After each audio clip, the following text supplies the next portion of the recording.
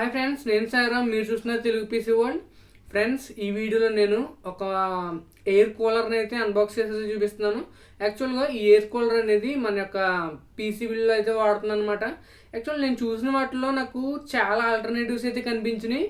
కాకపోతే నేను ఈ స్పెసిఫిక్గా ఈ మోడల్ తీసుకున్నాను, అంటే సిల్వర్స్టోన్ Kr03. దీని యొక్క మోడల్ అయితే దీన్ని ఎందుకు తీసుకున్నాను అనేది మీకు ఈ అన్బాక్సింగ్ చేస్తూ నేను మీకు అయితే ఎక్స్ప్లెయిన్ చేస్తాను. ఇంకా చాలా ఆల్టర్నేటివ్స్ అయితే ఉన్నాయి, ఎక్కువ ప్రైస్లో కూడా మంచి మంచి ఆల్టర్నేటివ్స్ అయితే ఉన్నాయి. కాకపోతే ఇదే నాకు కరెక్ట్గా సెట్ అయ్యే కూలర్ అనమాట. దానికోసం దీన్ని అయితే తీసుకున్నాను. దీన్ని అన్బాక్స్ చేసేసి మీకు ఇది ఈ కూలర్ ఎందుకు తీసుకున్నాను అనేది నేను మీకు చెప్తాను. ఫస్ట్ మనం అన్బాక్స్ చేద్దాం. సో అన్బాక్స్ చేస్తే పైన వీళ్ళు డ్యామేజ్ అవ్వకుండా ఫోమ్ షీట్ అయితే ఇచ్చారు. సో దీన్ని పక్కన పెట్టేద్దాం. అండ్ నెక్స్ట్ మనకి కూలర్ కనిపిస్తుంది. కూలర్ తీద్దాం బయటికి. ఫస్ట్ కూలర్ రావట్లేదు, మేబీ సైడ్ ఉన్నాయని తీసేయాలి. ఫస్ట్ సైడ్ ఉన్నాయని తీసేసి ఆ తర్వాత కూలర్ని కూడా తీసుకొద్దాం. సో ఈ మౌంట్స్ ఫ్రెండ్స్, వీటి కోసం నేను తర్వాత చెప్తాను, వీటిని పక్కన పెట్టేద్దాం. అండ్ ఇంకా మనకి నెక్స్ట్ కూలర్ అయితే ఇచ్చారు.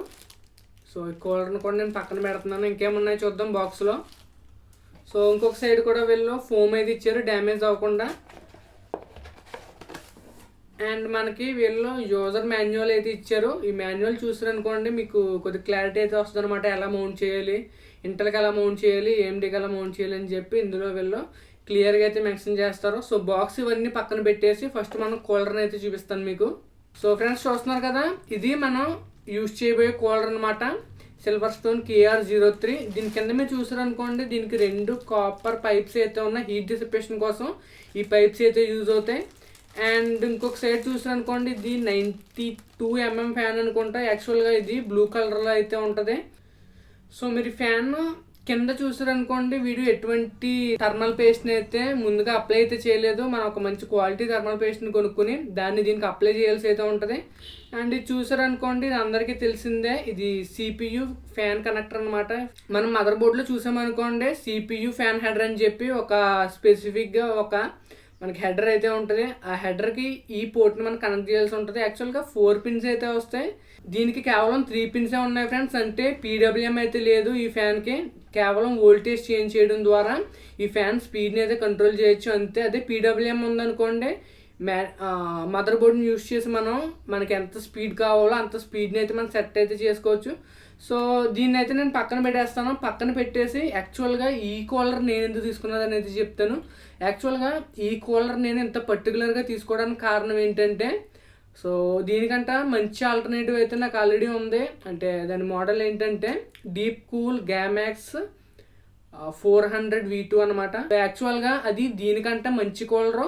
అంతేకాకుండా దాని ప్రైస్ కూడా కొద్దిగా ఎక్కువే. దాని ప్రైస్ ఆల్మోస్ట్ మీకు 1500 దగ్గర అయితే ఉంటుంది. దీని యొక్క ప్రైస్ వచ్చేసరికి 899 ఎంత పడింది అనుకుంటా నేను కొన్నప్పుడు. సో ప్రైజెస్ గురించి అంత క్లియర్గా అయితే చెప్పలేము ఫ్రెండ్స్, ఎందుకంటే కంప్యూటర్ కాంపోనెంట్ ప్రైజెస్ అన్నీ కూడా మీకు ఎప్పటికప్పుడు మారిపోతూ ఉంటాయి. ఎగ్జాక్ట్గా ఇదే ప్రైస్కి రావాలి అని నేను అయితే చెప్పలేను. ఒక 50-100 రూపీస్ అటు ఇటు అయినా కూడా మనం చేసేది ఏమీ లేదు. సో నేను ఇది ఎందుకు కొన్నానంటే, నేను ఆల్రెడీ మీకు అన్బాక్సింగ్ అయితే చేసి చూపించాను మన కేసుది. అది చిప్ట్రానిక్స్ ZX1000 అని చెప్పి అన్బాక్సింగ్ అయితే ఉంటుంది. అన్బాక్సింగ్ మీరు చూసారనుకోండి, అందులో మనకి ప్రతి CPUకి లేదా ప్రతి క్యాబినెట్కి మనకి ఒక స్పెసిఫిక్ హైట్ అయితే ఉంటుంది కూలర్కి సంబంధించి. ఈ హైట్ కూలర్ మించి మనం క్యాబినెట్లో పెట్టలేమని చెప్పి ఒక లిమిటేషన్ అయితే ఉంటుంది.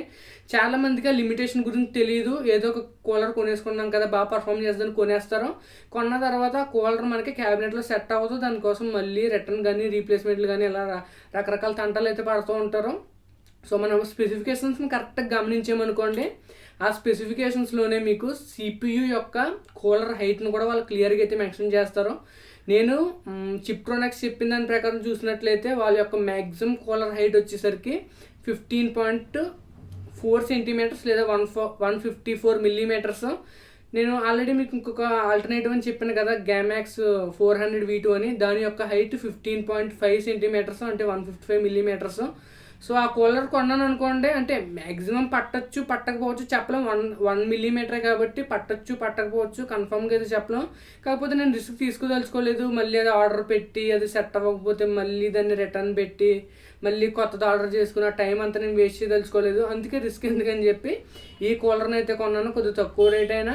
దీని యొక్క హీట్ డిసిపేషన్ కోసం చూసుకున్నా సరే ఇది అంత బ్యాడ్ కూలర్ అయితే ఏం కాదు. ఈ కూలర్ కూడా మీకు బాగానే పర్ఫామ్ చేస్తుంది. Ryzen 5 series, Ryzen 3 series CPUs కోసం ఇది మోర్ దెన్ ఎనఫ్. ఒకవేళ మీరు Ryzen 7 సిరీస్ తీసుకున్నట్లయితే ఇది నేనైతే రికమెండ్ చేయను. మీరు అప్పుడు ఖచ్చితంగా గ్యామాక్స్ V2 కానీ ఇంకా మంచి మంచి కూలర్స్ అయితే ఉంటాయి, అవి అయితే సెలెక్ట్ చేసుకోవచ్చు. సో యాక్చువల్గా మనం ఈ కూలర్ కాకుండా చాలామంది అనుకుంటూ ఉంటారు ఎయిర్ కూలర్స్ బదులు ఏఓస్ వాడచ్చు కదని చెప్పి, ఆల్ ఇన్ వన్ కూలర్స్ వాడచ్చు కదని చెప్పి. సో అది వాడచ్చు. ఆల్ ఇన్ వన్ కూలర్స్ మనకి అడ్వాంటేజ్ ఏంటంటే రేడియేటర్ ఉంటుంది. రేడియేటర్ మనకి సెట్ అవుతుందా లేదా అని తెలుసుకుంటే అది మనకి క్యాబినెట్లో సెట్ అవుతుందా లేదో తెలిసిపోతుంది. బట్ దానివల్ల మనకి అడ్వాంటేజెస్ ఉంటాయి, డిసడ్వాంటేజెస్ ఉంటాయి. ఇప్పుడు ఇంకా క్లియర్గా మాట్లాడుకున్నట్లయితే ఏఓస్కి అండ్ ఎయిర్ కూలర్స్కి పెద్ద డిఫరెన్స్ అయితే ఏమి ఉండట్లేదు. సో మీకు ఒకవేళ ఈ కూలర్ బదులు వేరేది ఏదైనా తీసుకోవాలనుకుంటే దాని యొక్క హైట్ అడ్జస్ట్మెంట్ చూసుకుని దాన్ని బట్టి మీరు అయితే తీసుకోవచ్చు. అండ్ ఇంకొక విషయం ఏంటంటే చాలామంది చేసే మిస్టేక్, ఈ కూలర్ మీరు చూసారనుకోండి, ఈ కూలర్కి మనకి ఎటువంటి థర్మల్ పేస్ట్ అయితే అప్లై చేయలేదు కాబట్టి మనం ఒక మంచి థర్మల్ పేస్ట్ని అయితే కొనుక్కుని వాడాల్సి ఉంటుంది. అదే అప్లై చేశారనుకోండి వాళ్ళు అంత చీప్ క్వాలిటీది అయితే ఏమి అప్లై చేయరు, మంచిది అప్లై చేస్తారు. ఫ్రెండ్స్ ఇందాక నేను చెప్పడం మర్చిపోయాను, ఈ రెండింటిని మిస్ చేస్తాను. ఇదేంటంటే ఇంటెల్ యొక్క మౌంట్ ఫ్రెండ్స్. ఒకవేళ మీరు ఇంటెల్ ప్రాసెసర్కి సంబంధించి నేను చెప్పిన కూలర్ వాడాలనుకుంటే మీరు ఈ మౌంట్ని అయితే యూజ్ చేయాల్సి ఉంటుంది. అలా కాకుండా మీరు AMD ప్రాసెసర్స్ కోసం యూజ్ చేయాలనుకోండి, అలాంటి టైంలో మీరు ఇచ్చారు కదా ఈ స్క్రూస్ని అయితే యూజ్ చేయాల్సి ఉంటుంది. ఇంటెల్కి సంబంధించి చేస్తానో లేదో నాకు తెలియదు, కానీ AMDకి సంబంధించి అయితే మాత్రం నేను చూపిస్తాను ఎలా మౌంట్ చేయాలనేది.